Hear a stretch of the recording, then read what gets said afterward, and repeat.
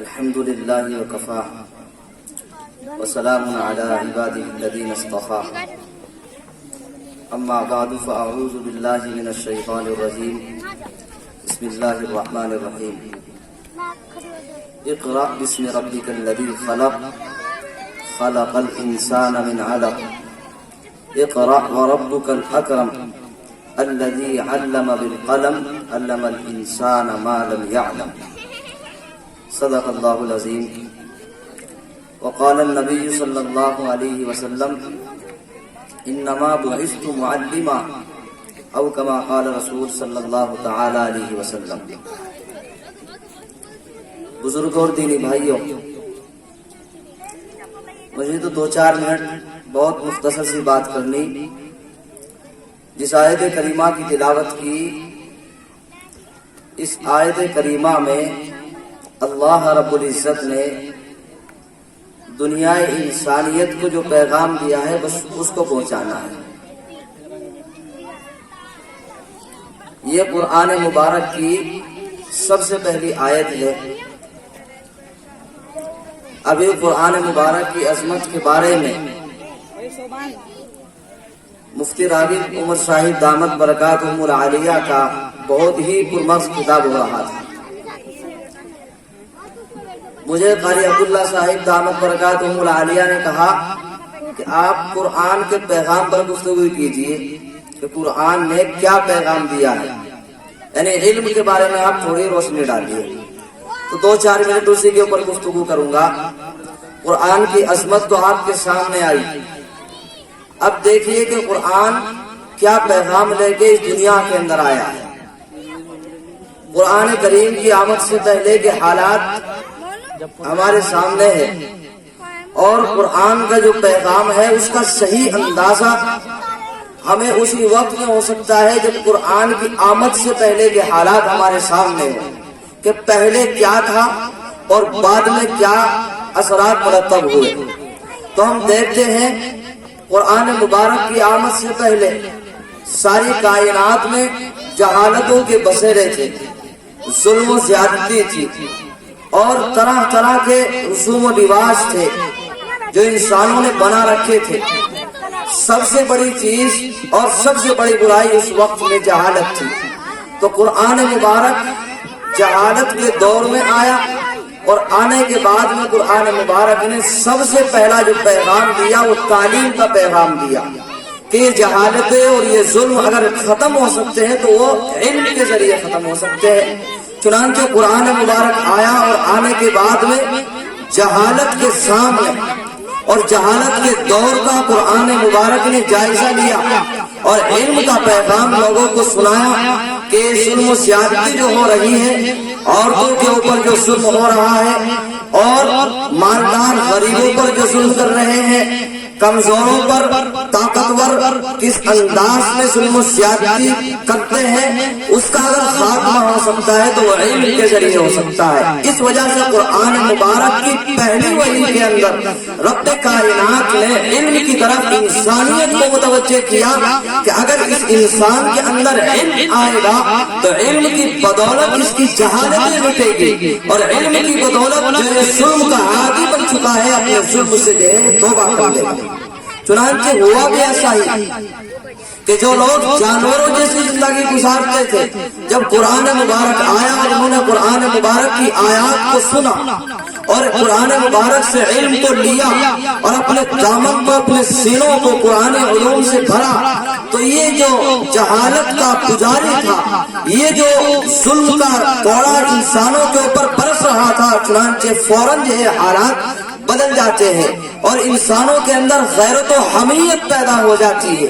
اب جہالت کی جگہ علم آ جاتا ہے، اور صحابہ کرام نے علم کو لے کر اسی علم کی بنیاد پر ساری دنیا کے اندر انقلاب برپا کیا۔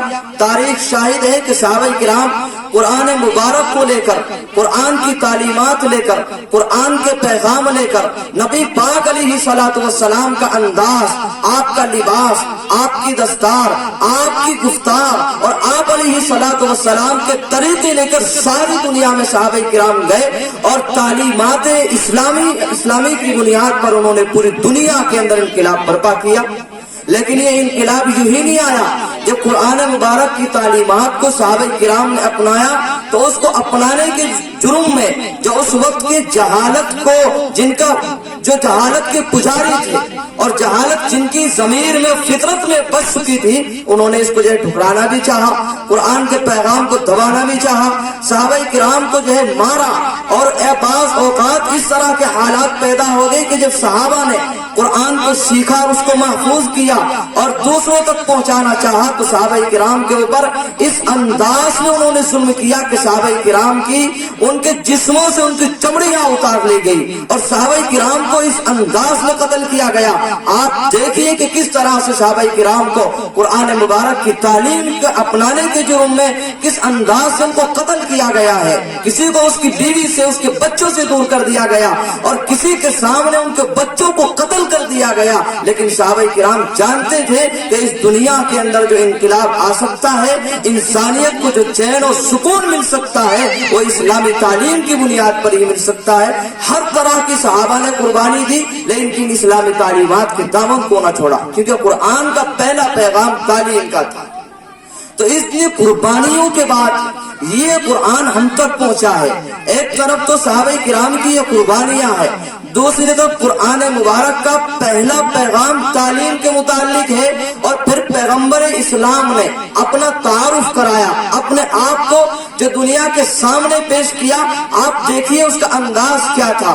ساری دنیا کا سرتاج، بادشاہ اور امام الانبیاء، تمام انسانیت کا رہنما اور مقتدی، عالم دنیا کے اندر بھی ساری دنیا کے انسانوں کی نمائندگی کرنے والا اور عالم محشر میں انبیاء اور ان کی امم کی نمائندگی کرنے والا، ساری دنیا کے لیے ہدایت کا پیغام لانے والا، جب دنیا کے سامنے اپنے آپ کو پیش کرتا ہے، یعنی میرا اور آپ کا نبی تو کس انداز میں پیش کرتا ہے. آپ علیہ الصلوۃ والسلام فرماتے ہیں انما بعثت معلما، میں دنیا کے اندر معلم بنا کے بھیجا گیا ہوں، ٹیچر اور استاد بنا کے دنیا کے اندر بھیجا گیا ہوں.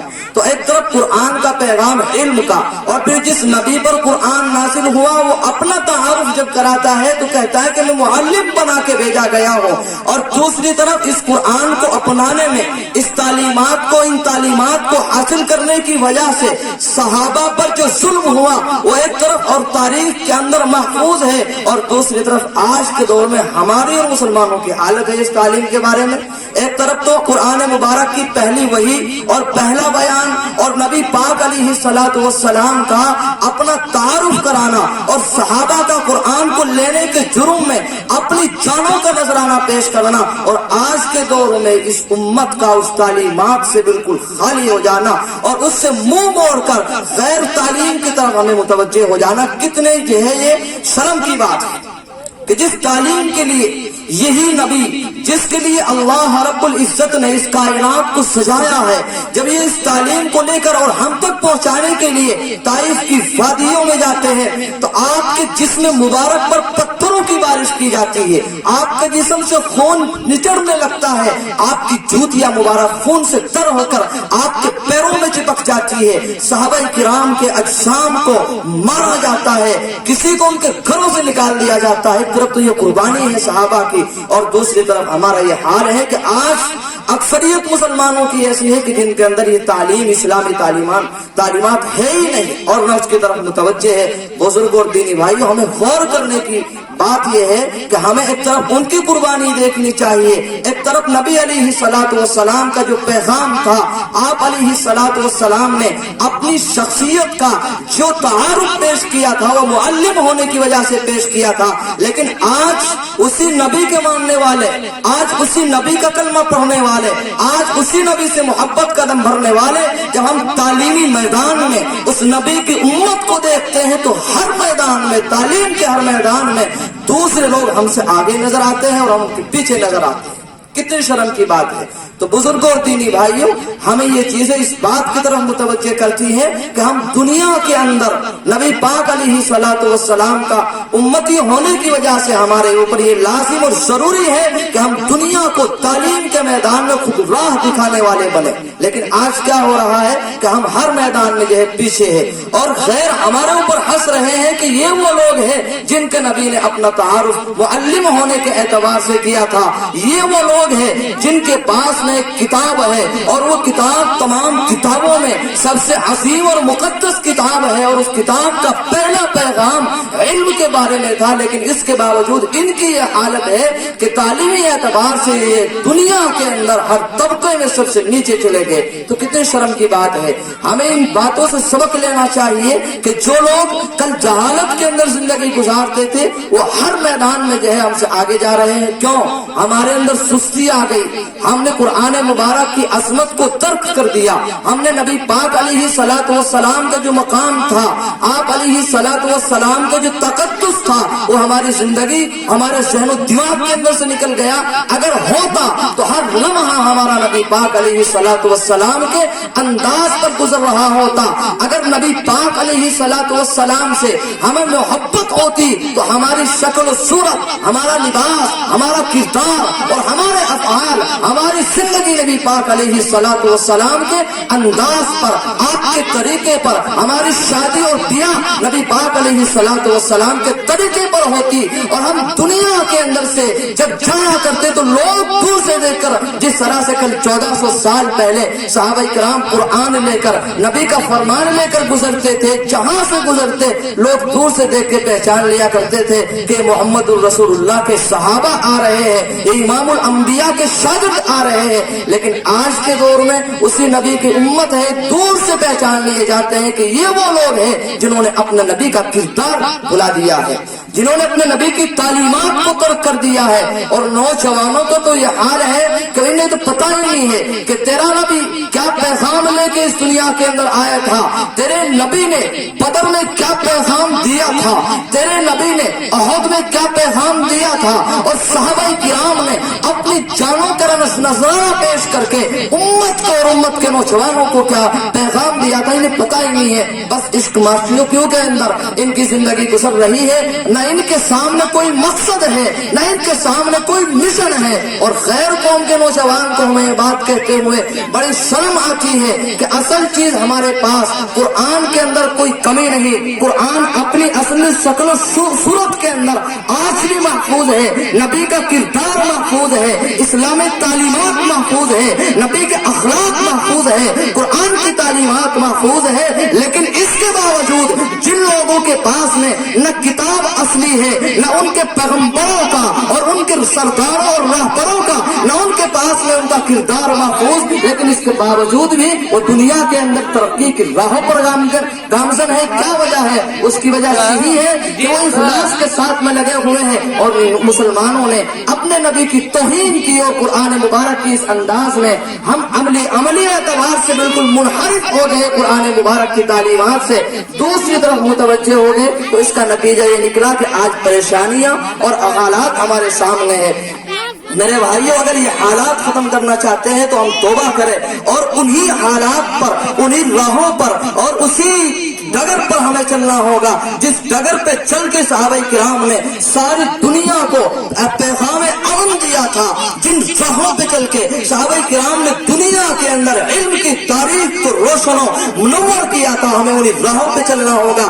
جب ترقی ملے گی, ہر راہ ہمیں اللہ رب العزت کی مدد شامل حال ہوگی, عزت بھی ملے گی اور دنیا کے اندر راحتیں بھی ملے گی. اور اگر اسی انداز میں ہم بے توجہی کی زندگی گزارتے رہے تو پھر ذلت ہے, پھر ذلت ہے, پھر جو ہے ظالم کا کوڑا برس رہا ہے وہ برسے گا.